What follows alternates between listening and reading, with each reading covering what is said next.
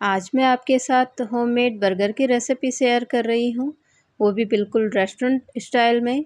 तो फ्रेंड, आप इस वीडियो को एंड तक ज़रूर देखिएगा। वीडियो अगर आपको अच्छी लगे तो इसको लाइक, शेयर, कमेंट ज़रूर कीजिएगा और प्लीज़ सब्सक्राइब करना ना भूलिएगा। तो चलिए शुरू करते हैं ममता नेगी की देसी रसोई में। यहाँ सबसे पहले हम एक कढ़ाई लेंगे जिसमें एक बड़ा चम्मच सरसों का तेल डालकर इसको गरम करेंगे। इसमें हम 1 चम्मच जीरा डालकर इसको फ्राई करेंगे और फिर हम इसमें 1 चम्मच लहसुन और अदरक का पेस्ट और 2 हरी मिर्च बारीक कटी हुई, इसको हम फ्राई करेंगे। जब ये अच्छे से यहाँ पर फ्राई हो जाएगा तो हम इसमें बारीक कटा हुआ प्याज 1 मिनट तक यहाँ पर भूनेंगे। यहाँ हमने इसे ज़्यादा नहीं भूनना है।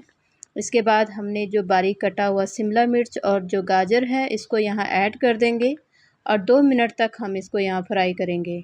इन्हें हमने ज़्यादा देर तक फ्राई नहीं करना है क्योंकि इसमें हमने क्रंचीपन रखना है। अब हम इसमें आधी चम्मच सीजनिंग पाउडर, आधी चम्मच सांभर मसाला जो कि टेस्ट के लिए मैंने यहाँ डाला है और टेस्ट के अकॉर्डिंग मैंने यहाँ नमक ऐड किया है और 2 मिनट तक हम इसको यहाँ पे फ्राई करेंगे।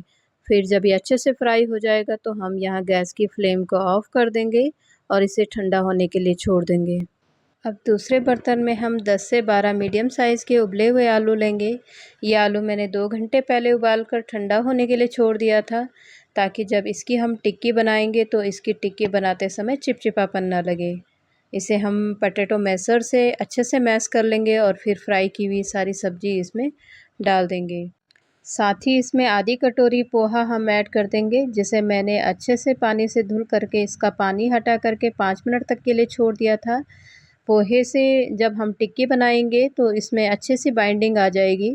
अब हम इसमें आधी चम्मच पिज़्ज़ा सीजनिंग, आधी चम्मच सांभर मसाला या फिर आपके पास किचन किंग हो या चिकन मसाला हो, इसमें अच्छा सा टेस्ट आता है। आधी चम्मच यहाँ पे लाल मिर्च पाउडर जो कश्मीरी लाल मिर्च पाउडर है, आधा चम्मच मैंने यहाँ पे हल्दी पाउडर और टेस्ट के अकॉर्डिंग यहाँ नमक हम ऐड कर देंगे। आप यहाँ पर हरी मिर्च का भी इस्तेमाल कर सकते हैं, आप जितना स्पाइसी लेते हैं। इसे हम हाथों की सहायता से अच्छे से यहाँ मैश कर लेंगे और एक डो फॉर्म तैयार कर देंगे। और जब ये अच्छे से यहाँ पर मैश हो जाए तो इसकी छोटी सी लोई लेकर हल्के हाथों से हमने इसकी यहाँ पर इसे टिक्की का शेप दे देना है। इसे हमने इसी हथेलियों के माध्यम से घुमाते हुए, हल्का सा दबाते हुए यहाँ इसको अच्छा सा टिक्की का शेप दे देंगे। यहाँ हम टिक्की का जो शेप है, साइज़ है, इसको हम अपने अकॉर्डिंग रख सकते हैं। आपको कितनी छोटी या बड़ी साइज़ की टिक्की यहाँ चाहिए। यहाँ मैं बड़े साइज़ की टिक्की बना रही हूँ जो कि आपको आगे देखने को मिलेगा। यहाँ पर हमारी सारी टिक्कियाँ भी तैयार हो चुकी हैं। अब आगे की तैयारी के लिए हम टिक्की के लिए एक घोल तैयार करेंगे जिसके लिए मैंने एक बाउल में आधी कटोरी कॉर्न स्टार्च और आधी कटोरी मैदा लिया है। इसमें मैंने आधी चम्मच कश्मीरी लाल मिर्च और 1/4 चम्मच नमक ऐड किया है और घोल तैयार करने के लिए हम इसमें धीरे धीरे पानी ऐड करेंगे। ये घोल हमारा ज़्यादा गाढ़ा या फिर ज़्यादा पतला नहीं होना चाहिए। अगर हमें घोल ज़्यादा गाढ़ा लगे तो इसमें हम थोड़ा थोड़ा पानी ऐड करेंगे और हम एक परफेक्ट सा यहाँ घोल तैयार करना और इस तरीके की कंसिस्टेंसी हमें यहाँ पर चाहिए। ये हमारा परफेक्ट घोल तैयार है। यहाँ पर टिक्की को क्रंचीपन देने के लिए ब्रेड क्रम्ब का यूज करेंगे। मैंने ये ब्रेड क्रम्ब घर पर ही तैयार किया है, आपको ये मार्केट से आसानी से मिल जाएगा।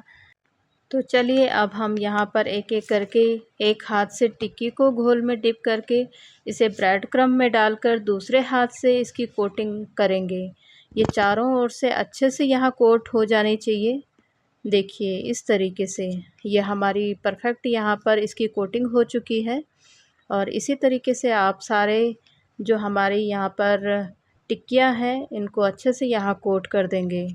आप चाहें तो आपको यदि ज़्यादा क्रंची और क्रिस्पी टिक्कियाँ चाहिए तो इसको हम 2 बार घोल में और 2 बार हम ब्रेड क्रम्ब में डालकर इसकी हम डबल कोटिंग कर सकते हैं। लेकिन मैं यहाँ पर एक बार में ही इसका यूज कर रही हूँ। मुझे इतना ही क्रंचीपन पसंद है तो मैं एक बार ही इसकी कोटिंग करूँगी।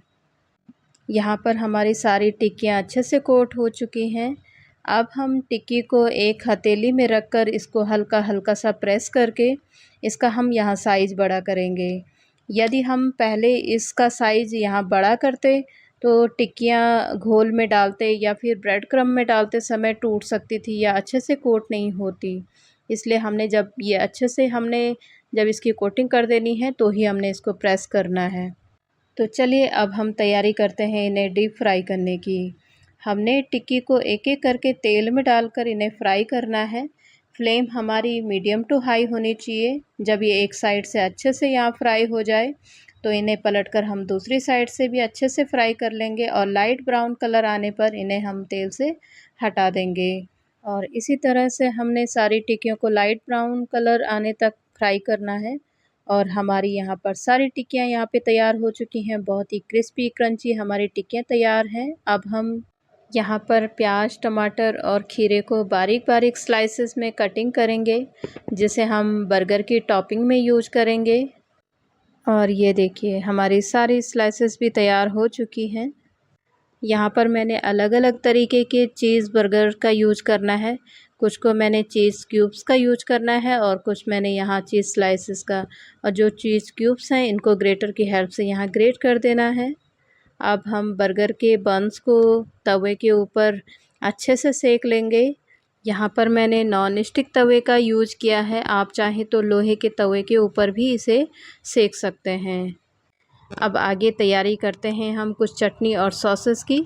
मेरे पास यहाँ पे चिल्ली सॉस नहीं था तो मैंने टोमेटो केचप की 4 से 5 चम्मच और 1 चम्मच कश्मीरी लाल मिर्च ऐड किया और ये मेरा यहाँ पर चिल्ली सॉस तैयार हो चुका है। आप यहाँ पर ग्रीन चिली सॉस या ग्रीन चटनी का भी यूज कर सकते हैं। तो फाइनली अब हम यहाँ पर बर्गर बनाने की तैयारी करते हैं। इसके लिए सबसे पहले मैंने यहाँ पर बर्गर बेस के ऊपर मेयोनीज़ और चिली सॉस यहाँ पर मिक्स किया है। इसको हमने इसके ऊपर अच्छे से फैला देना है और जब ये अच्छे से इसमें स्प्रेड हो जाए तो हमने यहाँ पत्ता गोभी की स्लाइसेस यहाँ पे रखनी है। इसके बाद हमने यहाँ पर खीरा को, उसके बाद हमने यहाँ टमाटर और फिर हम यहाँ पर प्याज की टॉपिंग करेंगे। इसके बाद हमने टिक्की यहाँ पे रख देनी है और हल्का सा इसे प्रेस करेंगे ताकि ये अच्छे से यहाँ पर इसमें सेट हो जाए। और इसके बाद हमने इसके ऊपर चिली सॉस की कोटिंग कर देनी है और इसमें हम कुछ मसाला ऐड करेंगे, जैसे जो भी मसाला हमारे पास टेस्टी मसाला हो और सीज़निंग यहाँ पे डाल देंगे। और इसके ऊपर हम चीज़ स्लाइस यहाँ पे रख देंगे इसके टॉप में। और जो हमारा टॉप बन है इसके ऊपर भी हमने चिली सॉस या फिर जो भी हमारे पास ग्रीन चटनी वगैरह हो, इसको हमने यहाँ पे रख कर इसके ऊपर हमने कवर कर देना है। और हमारा ये टेस्टी सा बर्गर यहाँ पे तैयार हो चुका है। बहुत ही दिखने में जितना सुंदर लग रहा है, खाने में उतना ही टेस्टी ये हमारा बन तैयार हुआ, बर्गर तैयार हुआ। इसी तरीके से हम सारे बर्गर को यहाँ पे तैयार करेंगे। अभी मैंने यहाँ पर कुछ बर्गर में चीज़ स्लाइसेस का यूज़ किया और कुछ बर्गर में मैंने यहाँ पर जो क्यूब्स वाली चीज़ जो ग्रेट किया था उसका हम यूज़ करेंगे। जब हमारे सारे बन्स यहाँ पे तैयार हो जाएंगे तो आप इन्हें तवे के ऊपर या फिर ओवन के अंदर 2 मिनट तक इसको अच्छे से सेक लेंगे और फिर इसको गर्मा-गर्म यहाँ पे सर्व करेंगे। ये गर्मा-गर्म खाने में बहुत ही टेस्टी और लाजवाब होते हैं। बच्चों को भी ये बहुत पसंद आएँगे। आप ज़रूर इस रेसिपी को ट्राई कीजिएगा। आज की रेसिपी आपको कैसी लगी ज़रूर कमेंट में बताइएगा और इसको ट्राई ज़रूर कीजिएगा। वीडियो अगर आपको अच्छी लगी हो तो इसको लाइक, शेयर, कमेंट ज़रूर कीजिएगा। अगर आप चैनल पे नए हैं तो सब्सक्राइब करना ना भूलिएगा। तब तक के लिए अपना ध्यान रखिए, खुश रहिए। Thank you for watching.